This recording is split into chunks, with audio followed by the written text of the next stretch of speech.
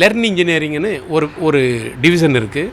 அதில் engineering, polytechnic, ITI வந்து வேலை செய்கிறாங்க. ஒரு 40 பேர் வரைக்கும் இருப்பாங்க.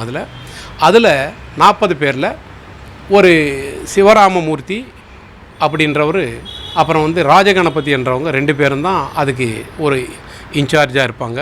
அதுக்கு ஹெட் ஆஃப் த டிபார்ட்மெண்ட் அவங்க 2 பேரும் தான். அங்கே அவர்கிட்ட தான் எந்த ஒரு சின்ன ஒர்க்காவது பண்ணணுமானாலும், சர்வர் தொடரணுமானாலும், சர்வர்லேருந்து யாருக்காவது அனுப்பணுமானாலும், சர்வர்லேருந்து ஏதாவது எடுக்கணுமானாலும், சர்வர்லேருந்து எந்த விதமான போகணுமானாலும் அந்த ராஜகணபதி, சிவராமூர்த்தி அவங்களுக்கு தெரிஞ்சு தான் போவோம் சார். எங்களுக்கு சம்மந்தம் கிடையாது. நாங்கள் வந்து மார்க்கெட்டிங் சைடு இருப்போம். நாங்கள் மார்க்கெட்டிங் ஸ்டேட் வைடாக போய் மீட்டிங் பண்ணி டெண்டர்ஸ் கால்ஃபர் பண்ணி டெண்டர்ஸில் பார்ட்டிசிபேட் பண்ணுவோம். அப்படியே பார்ட்டிசிபேட் பண்ணிக்கிட்டே 13 ஸ்டேட்ஸில் நாங்கள் இப்போ ஆல்ரெடி பண்ணிட்டோம். இப்போ புதுசாக வேர்ல்டு வைடு ஃபஸ்ட் டைமு நாங்கள் பி ஃபார்மசி இன்ட்ரடியூஸ் பண்ண போகிறோம் இந்த மந்த்து. இப்படி இருக்கிற ஒரு டைமில் 2022 இதில் இருக்கிற 2 பேர், ராஜகணபதி அண்டு சிவராமமூர்த்தி 2 பேரும் ஒரு கம்பெனி ஆரம்பிச்சிருக்காங்க சார். இங்கே ஆஃபீஸ்க்கு ஒரு 2 கிலோமீட்டர் அந்தாண்டியே ஆரம்பிச்சிருக்காங்க. அந்த கம்பெனி பேர் வந்து பிரமோத் அப்படின்னு ஒரு கம்பெனி ஆரம்பிச்சிருக்காங்க சார். அது எங்களுக்கு தெரியாது சார். அப்போ கூட அவங்க 2 பேரும் எங்கள் கம்பெனியில் தான் வேலை செய்கிறாங்க சார். 22 ஆரம்பித்து 23 நவம்பர் வரைக்கும் எங்கள் ஆஃபீஸில் சம்பளம் வாங்கிட்டு இருக்காங்க சார். அவங்க 2 பேருக்கும் நாங்கள் சம்பளம் கொடுத்துக்கிட்டு இருக்கோம். அவங்க எங்கள் கம்பெனியில் வேலை செஞ்சுக்கிட்டு பக்கத்தில் 1 வருஷம் 1.5 வருஷத்துக்கு முன்னால் கம்பெனி ஆரம்பித்து அவங்க வேலை செஞ்சுக்கிட்டு இருக்காங்க சார். அங்கே ஆள் சுமாராக ஒரு 10 பேருக்குள்ளே தான் வேலை செஞ்சுட்டு இருக்காங்க சார். இவங்க பண்ணது என்னென்னா, எங்கள் ஆஃபீஸ்லேயே எங்கள் டேபிள் வச்சு, எங்கள் சிஸ்டம் வச்சு, இங்கே ஏசியை வச்சு, இங்கே ஆஃபீஸில் சம்பளம் வாங்கிக்கிட்டு, இங்கே எம்டி கிட்ட இருந்து சம்பளம் வாங்கிக்கிட்டு இவங்க பண்ணுற வேலை என்னென்னா, இந்த 1.5 வருஷமாக அந்த கம்பெனிக்கு இவங்க 2 பேருக்கும் சொந்தமான கம்பெனிக்கு சம்மந்தப்பட்டது இங்கே பண்ணி இங்கேருந்து அங்கே ட்ரான்ஸ்ஃபர் பண்ணியிருக்காங்கன்றதுக்கு எங்ககிட்ட ஃபுல்லாக ஆதாரங்கள் இருக்குது சார். இது வந்து சடனாக நாங்கள் போய் 24 இப்போ இந்த வருஷம் ஏப்ரல்லேருந்து எங்களுக்கு டவுட் வருது. இவங்க எதுக்கு ஆஃபீஸ்க்கே வரமாட்டேன்றாங்க, ஆஃபீஸ்க்கே வராது எங்கே சுற்றுறாங்க அப்படின்னு ஒரு டவுட் வந்தது. 2வது டவுட் எப்படி வந்தது, இங்கே அட்மினிஸ்ட்ரேஷன் ஆஃபீஸில் ஒரு 7-8 பேர் இருப்பாங்க. அந்த 7-8 பேர் இந்த 40 பேர் இன்ஜினியரிங், பாலிடெக்னிக், ஐடிஐ பண்ணுற லெர்ன் இன்ஜினியரிங்குள்ளேயே விடமாட்டேன்றாங்க. தம்பு போட்டால் அவங்க உள்ளே போகிறதுக்கே இடம் இல்லை. வரக்கூடாதுன்னு சொல்கிறாங்க. இவங்க உள்ள இங்கே எம்டி போடுற சம்பளம் இங்கே வேலை செய்கிறாங்க எல்லாருமே.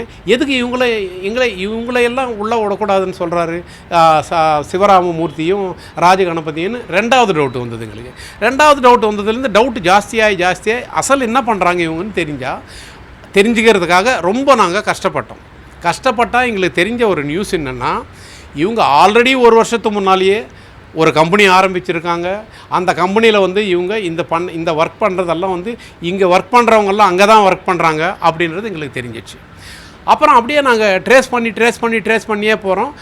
அங்கே பாம்பேயில் சைலேஷ்ன்ற ஒருத்தரோட இவர் சம்மந்தப்பட்டு இவர் பிஸ்னஸ் அவரோட டைஅப் ஆகி இவர் அங்கே மகாராஷ்டிரா ஸ்டேட்டில் ஒரு டெண்டர் எடுத்திருக்காங்கன்றது எங்களுக்கு தெரிஞ்சது.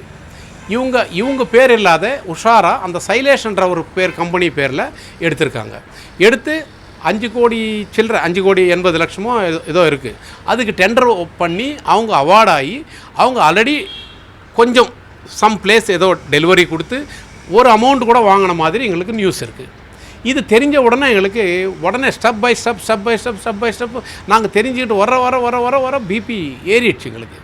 ஏறி டக்குன்னு போய் ஒரு நாள் கிண்டி ஜாயின்ட் கமிஷனர் ஆஃபீஸில் போய் சைபர் கிரைம் ஆஃபீஸில் போய் ஒரு கம்ப்ளைண்ட் கொடுத்த உடனே ஆஃபீஸர் பார்த்தாரு. ரொம்ப இது சைபர் கிரைம், இது பெரிய கிரைம், இது உங்கள் ஆஃபீஸில் வேலை செஞ்சுக்கிட்டு உங்கள் ஆஃபீஸுக்கு வராதையே இவ்வளோ எப்படி பண்ணியிருக்காங்க அப்படின்னு அவரே கொஞ்சம் ஆச்சரியப்பட்டார். ஆச்சரியப்பட்டு உடனே எஃப்ஐஆர் போட்டார். அன்றைக்கி ஈவினிங் அவங்கள வந்து அரெஸ்ட் பண்ணாரா, இல்லை சும்மா கூப்பிட்டாரா, இல்லை ஃபோன் பண்ணி கூப்பிட்டாரா எங்களுக்கு தெரியாது. ஆனால் அவங்கள 2 பேரை வந்து போலீஸ் ஸ்டேஷனுக்கு கிண்டி ஸ்டேஷனுக்கு வர வச்சுட்டு ஒரு 2-3 ஹவர்ஸ் ஆன அப்புறம் திருப்பி விட்டுட்டாங்க.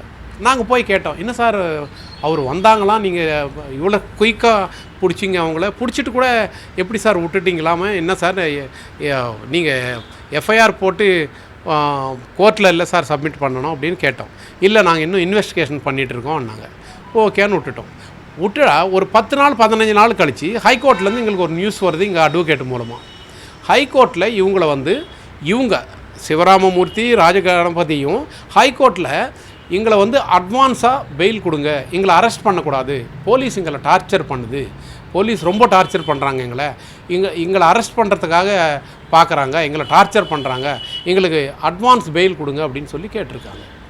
கேட்டதுக்கு எங்களுக்கு நோட்டீஸ் அவங்களுக்கு வந்த மாதிரியே எங்களுக்கும் ஒரு நோட்டீஸ் வந்தது. நாங்கள் போனால் இருக்கிறதெல்லாம் அந்த ஹைகோர்ட்டில் ஜட்ஜு மேடமுக்கு சொன்னோம், அம்மா இதுமான்னு சொன்னோம்.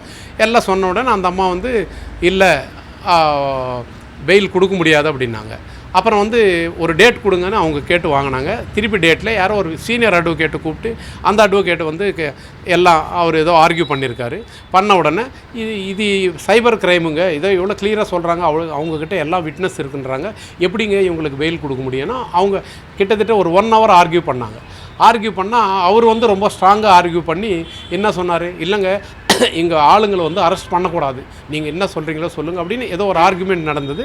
அதுக்கு ஒரு 50 லட்ச ரூபா டிபாசிட் பண்ணால் இவங்களுக்கு அட்வான்ஸ் பெயில் கொடுக்குறோம் அப்படின்னு சொல்லி அம்மா ஹைகோர்ட்டில் ஜட்ஜி மேடம் சொல்லியிருந்தா இவங்க கொடுக்க முடியாதுன்னு ஏதோ 40 லட்சம் கொடுக்குறதுக்கு ஒத்துக்கிட்டாங்க.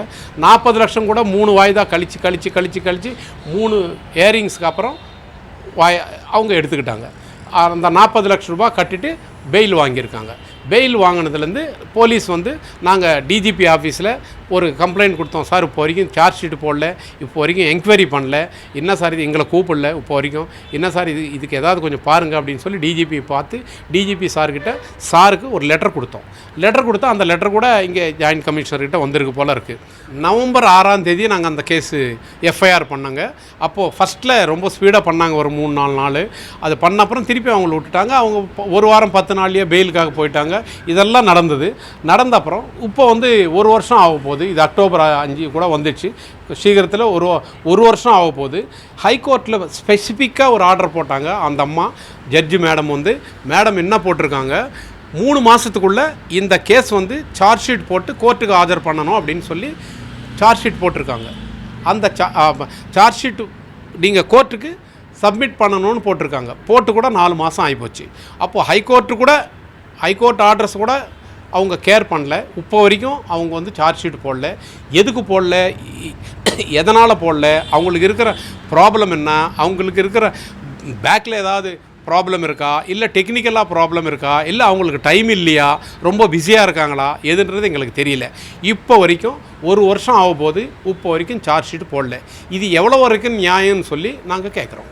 அதுதான் இப்போ நான் இந்த கோர்ட்டுக்கு வந்திருக்கேன், செங்கல்பேட்டு கோர்ட்டில் இது கேட்டுட்ருக்கேன். இதில் என்ன பிரச்சனை வரும்னு நினைக்கிறீங்க சார்?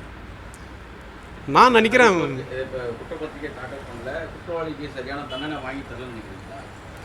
இல்லை, இப்போது ஹைகோர்ட்டு போட்ட ஆர்டர் பொறுத்து கூட 3 மாதத்தில் சார்ஜ் ஷீட் போடணுன்னா 4 மாதம் ஆகி 5ஆவது மாதம் நடக்குது. இப்போ இத்தனை நாள் இவங்க சார்ஜ் ஷீட் போடலன்னா ஏதாவது பேக்ரவுண்டில் ஏதாவது ப்ராப்ளம் இருக்கா அப்படின்னு ஒரு டவுட் இருக்குது எங்களுக்கு. இவங்க தொடர்ந்து வெளியில் இருந்தாலோ நடவடிக்கை எடுக்கிறனால வேறு இல்லை, இவங்க ஒரு நாள் இருந்தாலே ஒவ்வொரு நாளைக்கு எதாவது எங்கெங்கேயோ ட்ரான்ஸ்ஃபர் பண்ணுவாங்களோ எங்களுக்கு தெரியாது. முதல்ல நெகம் வரைக்கும் போயிடும், அப்புறம் விரல் போயிடும், அப்புறம் கை போயிடும், அப்புறம் முட்டி வரைக்கும் போயிடும். இப்போ வெளியே அவங்க இருக்க எதை பண்ணுறாங்களோ தெரியாது.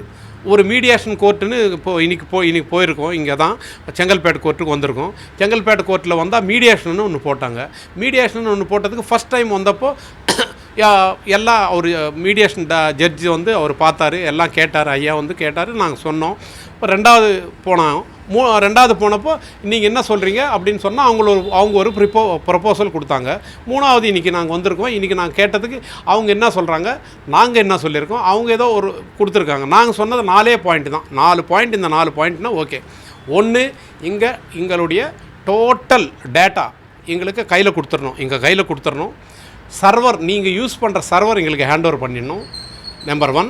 நம்பர் 2, இது வந்து 2 வருஷம் இந்த வேலை, இந்த 3 டைமென்ஷனல் கிளாஸ் ரூம் சம்மந்தப்பட்ட ஒர்க்குகள் எங்கேயுமே நீங்கள் 2 வருஷம் எங்கேயுமே வெளியே பண்ணக்கூடாது. நம்பர் 2. நம்பர் 3, எங்கெங்கே நீங்கள் இப்போ வரைக்கும் பண்ணியிருக்கிறீங்க, எவ்வளோ காசு வாங்கியிருக்கிறீங்க, எங்கே எவ்வளோ காசு வாங்கியிருக்கிறீங்கன்றது எங்களுக்கு உண்மையை சொல்லி ஆகணும். இதுதான் எங்களுக்கு தேவை இருக்குது. இது நீங்கள் வந்து எங்களுக்கு நீங்கள் லெட்டரு கொடுத்தா நாங்கள் வந்து கேஸ் எல்லாம் வித்ட்ரா பண்ண மாட்டோம். நீங்கள் மீடியேஷன் ஜட்ஜு ஐயாவுக்கு கொடுங்க, அவருக்கு கொடுத்தா அவர் ஒரு ஆர்டர் எங்களுக்கு பாஸ் பண்ணிட்டோம், நாங்கள் ஒத்துக்குவோம். இல்லை உங்கள் லெட்டர் நாங்கள் ஒத்துக்க மாட்டோம் அப்படின்னு சொல்லிட்டோம்.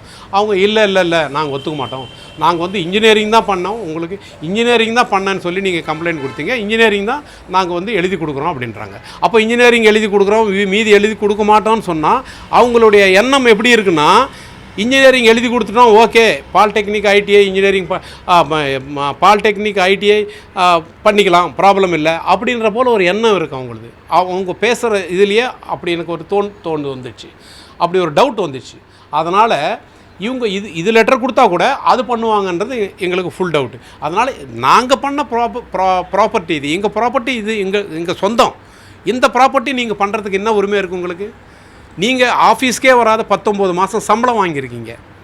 நாங்கள் எங்கள் சொத்தை நீங்கள் வெளியே எங்கேயும் யாருக்கும் விற்கக்கூடாது, யாருக்கும் காட்டக்கூடாது, நீங்கள் இது யூஸ் பண்ணக்கூடாது, இந்த பிஸ்னஸே 2 வருஷம் பண்ணக்கூடாது, வேறு எந்த பிஸ்னஸாவது பண்ணிங்கன்னு நாங்கள் கேட்குறோம். அவ்வளோதான், தவிர வேறு ஒன்றுமே இல்லை. அவங்க பணம் ஏதோ 10, 20, 30, 40, 50 லட்சம் வாங்கினா கூட அது கூட நாங்கள் கேட்கல, அவங்கள அதை பற்றியே நாங்கள் கேட்கல. எங்களுடைய ப்ராஜெக்ட் எந்த கண்ட்ரி இந்த உலகத்திலேயே எங்கேயுமே கொடுக்கக்கூடாது. இப்போ நாங்கள் பி ஃபார்மசின்னு ஒன்று ஆரம்பிச்சிருக்கோம், உலகத்திலேயே ஃபஸ்ட் டைமு. அதுபோல் நாங்கள் அது வந்து காப்பி ரைட்ஸு. அதனால் வந்து இதனால் இது என்ன ஆனாலும் இது வந்து 2 வருஷம் நீங்கள் எங்கேயுமே வேலை செய்யக்கூடாது, இந்த ஒர்க்கு பண்ணக்கூடாது, அவ்வளோதான். இந்த 3DM ஒர்க்கு பண்ணக்கூடாது, வேறு எந்த ஒர்க்காவது நீங்கள் பண்ணிங்க, எந்த ஒர்க் பண்ணாலும் எங்களுக்கு அப்ஜெக்ஷன் கிடையாது. அதான் மேட்ரு சார். பேர் பிரசாத்.